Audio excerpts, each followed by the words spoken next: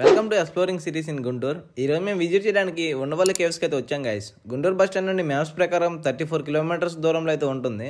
అలా 25 రూపీస్ పెట్టి టికెట్ తీసుకొని లోపలికి అయితే వెళ్ళాము. వెళ్ళే టైమింగ్స్ వచ్చేసరికి మార్నింగ్ 9 to ఈవినింగ్ 5:30 వరకు మాత్రమే. అవుట్ సైడ్ ఫుడ్ అయితే అసలు నాట్ అలౌడ్.